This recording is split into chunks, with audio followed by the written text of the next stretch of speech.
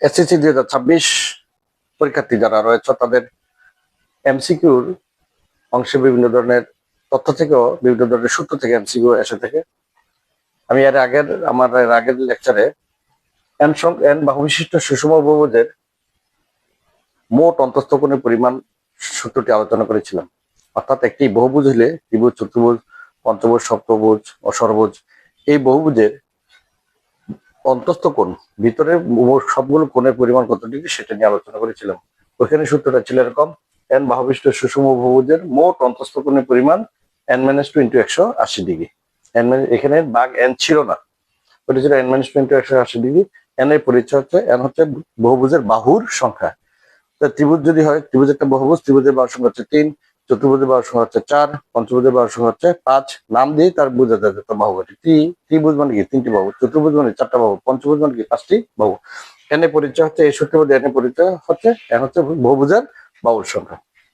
তাহলে ওই লেকচারে ছিল আমার যে বহুভুজের মোট অন্তস্থ কোণের পরিমাণ n-2 × 180 ডিগ্রি, আর এখানে হচ্ছে n বাহুবিশিষ্ট সুষম বহুভুজের একটি অন্তস্থ কোণের পরিমাণ, যে মোট কোণের পরিমাণ নয়, এখানে হচ্ছে একটি কোণ কত ডিগ্রি, সুষম বহুভুজ। সুষম বহুভুজ কি?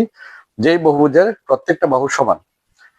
সুষম ত্রিভুজ যদি বলা হয়, ত্রিভুজের 3 বাহু সমান। আমাদের সমবাহু ত্রিভুজ আছে, সমবাহু ত্রিভুজ মানে ত্রিভুজের 3 বাহু সমান।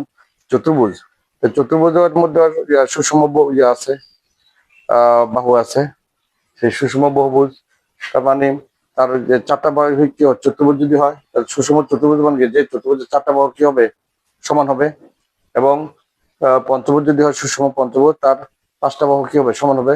ষড়ভুজ যদি হয় তার 6টা বাহু সমান হবে। এটা বলে অষ্টভুজ যদি তার 8টা বাহু সমান হবে। তাহলে 8টা বাহু যদি সমান হয়, সুষম বহুভুজ হলে তার ভিতরের একটি কোণ যত ডিগ্রি হবে সবগুলো তত ডিগ্রি করে হবে, সমান সমান হবে। তাহলে এটা নিয়ে আমাদের এখন আলোচনা বিষয় n-2 × 180 ডিগ্রি বেঁধে দেন। আমি সূত্রটা আবার পড়ছি: n বাহুবিশিষ্ট সুষম বহুভুজের একটি অন্তস্থ কোণের পরিমাণ n-2 × 180 ডিগ্রি ডিভাইডেড n, যেখানে n হচ্ছে বহুভুজের বাহুর সংখ্যা। তাহলে আমরা যদি ত্রিভুজের সুষম ত্রিভুজ, অর্থাৎ যে ত্রিভুজের 3টি বাহু সমান, সুষম ত্রিভুজের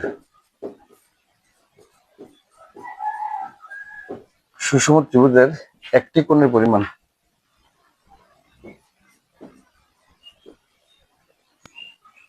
একটি অন্তস্থ কোণ,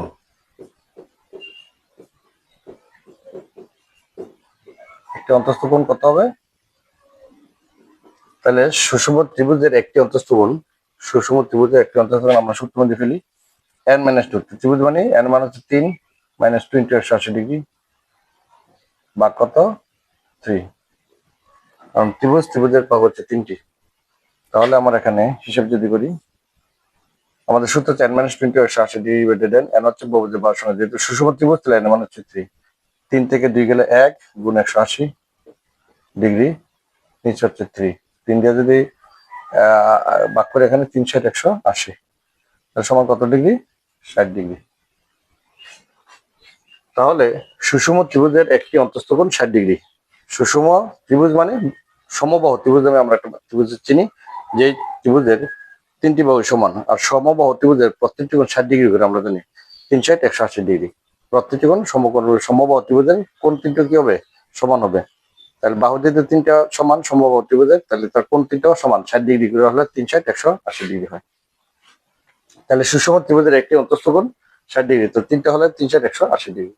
এখন যদি বলি সুষম চতুর্ভুজ, সুষম চতুর্ভুজের একটি অন্তস্থ কোণ, তাহলে চতুর্ভুজ হলে এর মান হচ্ছে কত? 4। তাহলে 4 - 2 × 180 ডিগ্রি ডিভাইডেড 4। তাহলে আমরা হিসাব করলে 4 থেকে 2 বিয়োগ করলে হয় 2 গুণ 180, আর 2 দিয়ে 4কে ভাগ করলে 2, 2 দিয়ে 180 ভাগ করলে 90 ডিগ্রি। তাহলে 90 ডিগ্রি। কোনো চতুর্ভুজ যদি সুষম হয়, অর্থাৎ ওই চতুর্ভুজের 4টে বাহুর যদি সমান হয়, তাহলে তার অন্তস্থ কোণগুলো হবে কত ডিগ্রি? 90 ডিগ্রি। তার অন্তস্থ কোণগুলো কত ডিগ্রি হবে? 90 ডিগ্রি। আসলে এটা বোঝাচ্ছে সুষম বহুভুজ সাধারণত ইয়েকে বোঝানো হয় থেকে, বর্গকে বলা হয়। বর্গের 4টা বাহু সমান এবং কোণগুলো 90 ডিগ্রি হয়। আর বাকি যেগুলো আছে সুষম বহুভুজ না, তার সবগুলো বাহু সমান না, হয় না। আয়তক্ষেত্রের বিপরীত বাহুগুলো দৈর্ঘ্য সমান। আর সামান্তরিকের বিপরীত চারটা বাহু সমান কিন্তু কোনগুলো 90 ডিগ্রি নয়। ট্রাপিজিয়ামের বিপরীত বাহু কোন বাহু সমান নয়। সুষম বহুভুজ চতুর্ভুজ বলতে সাধারণত বর্গকে বোঝানো হয়ে থাকে, বর্গের চারটা বাহু সমান এবং কোনগুলো 90 ডিগ্রি করে হয়। তাহলে সুষম চতুর্ভুজের প্রত্যেকটি অন্তঃস্থ কোণের পরিমাণ, প্রত্যেকটি একটি কোণের পরিমাণ 90 ডিগ্রি, তার চারটি কোণ 4 90 360 ডিগ্রি। এখন যদি আমরা পঞ্চভুজ বলি, সুষম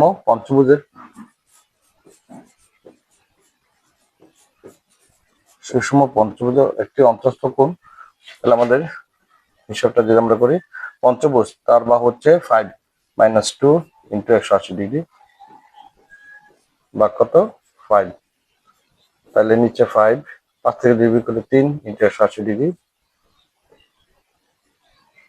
তাহলে আমরা 5 দিয়ে যদি 180-কে ভাগ করি, 3 × 5 = 15, 3 × 30 = 5 × 36, 36 5 × 36 = 180, আর 36-কে 3 দ্বারা গুণ করলে হবে 3 × 36 108 ডিগ্রি। আবার ভুল করতেছি, 8 ডিগ্রি। তাহলে পঞ্চভুজ যদি হয়, সুষম পঞ্চভুজের একটি অন্তঃস্থ কোণের পরিমাণ কত ডিগ্রি? 108 ডিগ্রি। তাহলে একটা যদি 108 ডিগ্রি, তার পঞ্চভুজের 5টি কোণ, তাহলে 5 দিয়ে 108-কে গুণ করলে 500, 5 × 8 = 540 ডিগ্রি। সুষম পঞ্চভুজের অথবা পঞ্চভুজের 5 কোণের সমষ্টি 540 ডিগ্রি আমরা এর আগের লেকচার বের করেছি। আর এখন একটি যদি সুষম পঞ্চভুজ হয়, অর্থাৎ পঞ্চভুজের 5টা বাহু যদি সমান হয়, তাহলে তার একটি কোণের পরিমাণ হবে 108 ডিগ্রি। এবার তুমি ষড়ভুজ, সপ্তভুজ, অষ্টভুজ এগুলো সবগুলি বের করতে পারবে। তাহলে আমার এখানের আলোচনার বিষয় ছিল n বাহু বিশিষ্ট সুষম বহুভুজের একটি অন্তঃস্থ কোণের পরিমাণ কত ডিগ্রি। এটা হলো n - 2 × 180 ডিভাইডেড n, যেখানে n হচ্ছে বাহুর সংখ্যা। এই সূত্র দিয়ে তুমি বের করতে পারবে। এই তিনটা যদি বুঝতে পারো, তাহলে তুমি যত বড় বহুভুজ যদি হোক না কেন, তার একটি সুষম বহুভুজ যদি হয়, তার একটি অন্তঃস্থ কোণের পরিমাণ তুমি এভাবে বের করতে পারবে। আশা করি বুঝতে পেরেছ। তোমাদের সফলতা কামনা করছি। আল্লাহ হাফেজ।